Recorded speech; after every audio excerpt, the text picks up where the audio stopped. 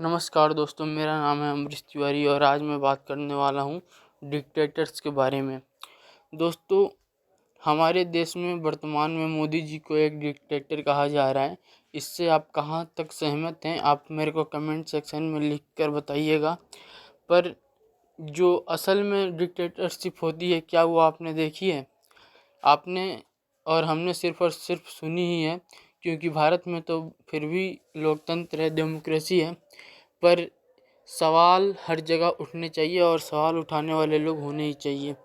जैसे कि यदि यह मान लिया जाए कि हमारे हमारे दुनिया में, हमारे अर्थ पर, जिस देश में हम दोस्तों रहते हैं, यदि हम मान भी ले कि बिल्कुल लोकतंत्र आ चुका है, सभी बराबरी पर हैं, तो फिर गरीब लोग क्यों हैं? तो फिर मिडिल क्लास, गरीब और नोबल्स ऐसे क्यों कहा जाता है लोगों को? ऐसा इसलिए क्योंकि कुछ मुट्ठी भर लोग गरीबों का बहुत सारा धन अपने पास रखते हैं, अपने अधिकार में रखते हैं।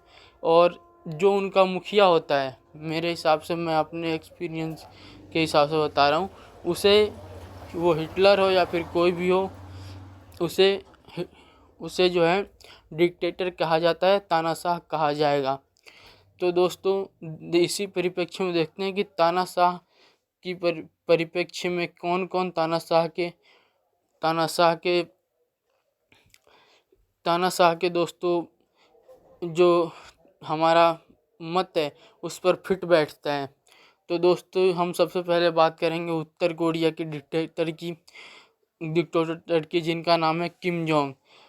किम जोंग अपने अपने वंश के, राजवंश के, आप राजवंश ही मान लीजिए, हालांकि वहाँ पर इलेक्शन होता है, लेकिन हर बार एक ही पार्टी जीतती है, वो है किम जोंग। उनके दादा उनके दादा सबसे पहले वहाँ के शासक थे, फिर उनके पिताजी उनके शासक थे, उसके बाद किम जोंग शासक बने। हालांकि किम जोंग के ऊपर आरोप है कि उन्होंने अपने एक भाई को मरवा दिया अपने जासूसों के द्वारा। और दोस्तों, वहाँ पर पोर्नोग्राफी देखने पर बैन है। वहाँ पर मतलब बहुत ही बुरा हाल है। आप समझ लीजिए कि बोलने का अधिकार वहाँ पर नहीं है। अभिव्यक्ति जैसी चीज़ जो आप भारत में कहते हैं, वो है ही नहीं।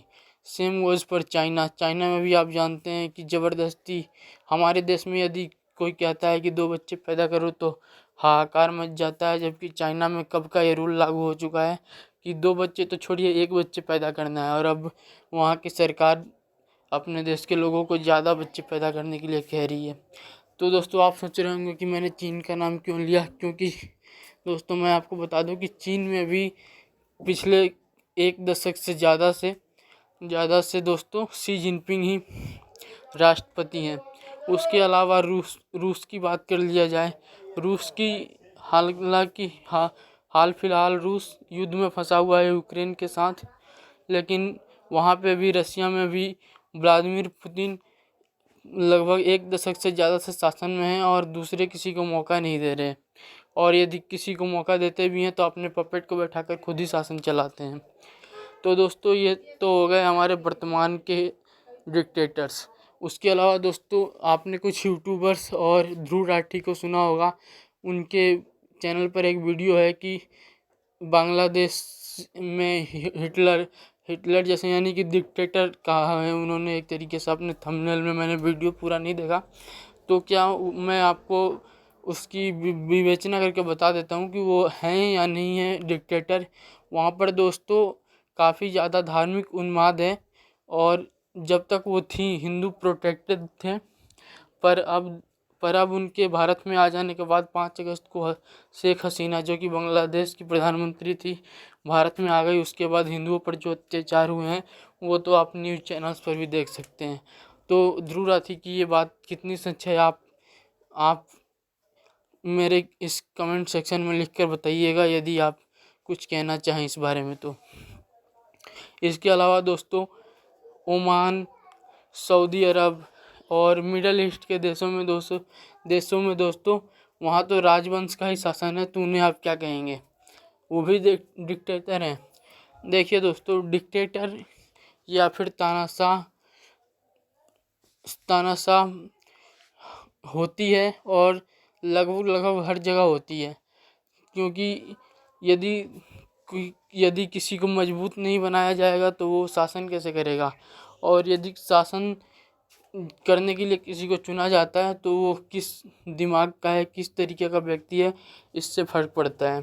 तो दोस्तों ये तो हो गई हमारे वर्तमान के डिक्टेटर्स की बात। अब बात कर लेते हैं अपने पास्ट के डिक्टेटर्स के बारे में। और एक्चुअली फ्यूचर के डिक्टेटर्स के बारे में तो बात नहीं कर सकते, बट पास्ट के बारे में बात कर सकते हैं। आप देख सकते हैं मैंने हिटलर का फ़ोटो लगाया अपने वीडियो के एक्चुअली मैं एक ही फ़ोटो लगाकर अभी बनाता हूँ अब यूट्यूब वीडियोस। तो वो मैंने किस लिए लगाया हिटलर की फ़ोटो, मैं आपको बता दूं। हिटलर, यदि किसी को भी देखा जाता है कि तानाशाही कहीं पर हो रही है तो उसे हिटलर कहा जाता है। एक नॉर्मली हमारे भारत में सेंटेंस बोलते हैं कि तू तो हिटलर हो गया है। तो दोस्तों ऐसा क्यों है? क्योंकि हजारों लाखों यहूदियों को दोस्तों हिटलर ने मरवा दिया था गैस चेम्बर्स में भरवा कर। और दोस्तों वर्तमान में हालत ये है कि जिस देश में हिटलर ने शासन किया अपने देश के लिए, हालांकि वह एक डिक्टेटर था, लेकिन उसके बावजूद उसे वहाँ पर भी कुछ हद तक समर्थन मिलता है, जो कि मुझे लगता है सही नहीं है।